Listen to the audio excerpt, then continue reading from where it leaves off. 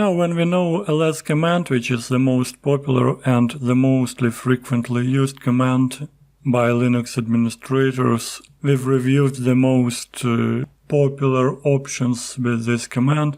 Let's move on and take a look at some more interesting commands in Linux Red Hat Enterprise Edition.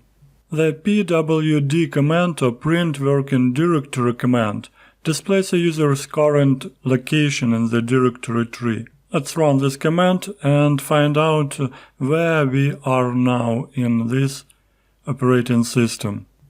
If we want to change the directory, that is cd command, we have to use this command. This command is used to navigate the directory tree. To change directory to usr/bin, let's type cd/usr/bin. To go back to the home directory, you can type just cd itself without any parameters, or cd tilde. Tilde means home directory.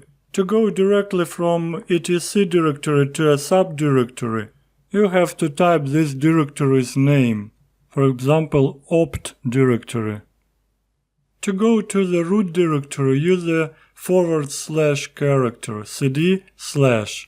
To switch between current and previous directories, type cd command with a dash character. To go one directory up to the parent directory, use period twice. For example, cd period. This will take you to one directory up. Now practice a bit moving around the directories in your file system. And we move on to the next command, that is tti. This command displays the terminal name we are currently logged on to. Let's type it, tti. Another useful command is the who command that consults the var/run/utmp file and presents a list of users currently logged onto the system. So let's run this command, who. The first column displays the username, the second column shows the terminal session name, and the third and fourth columns show the date and the time the user logged in.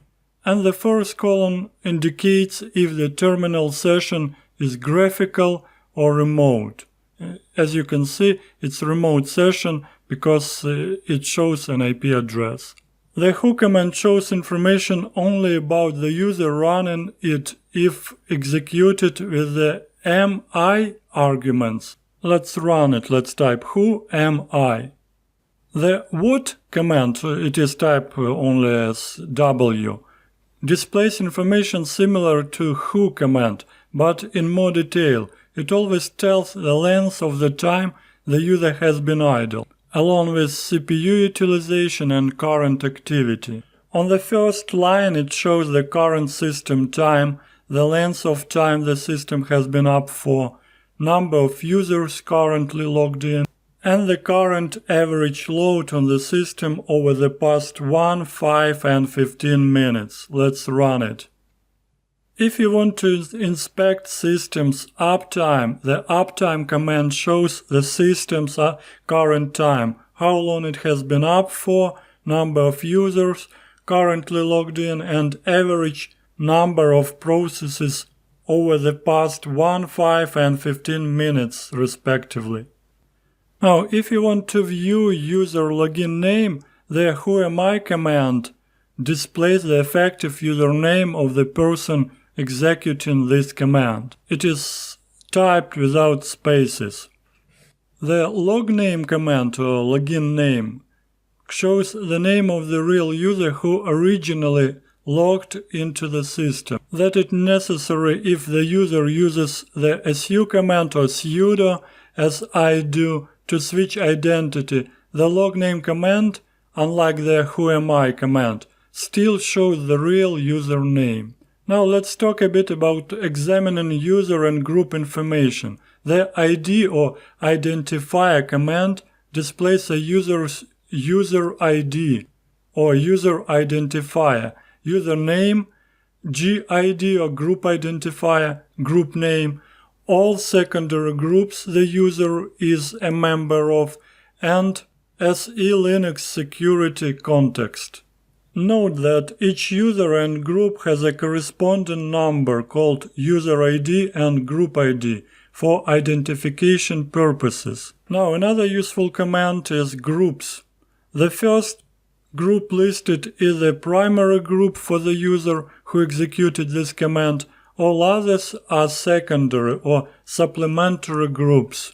Again, groups command. If you want to view history of successful user login attempts, you could use last command. The last command reports the history of successful user login attempts and system reboots by reading the var log wtmp file. This file keeps a record of all login and logout activities, including the login time, duration a user stayed logged in, and TTY, where the user session took place. So to list all user login, logout and system reboot occurrences, type the last command without any arguments. To list only system reboot details, just type last and reboot.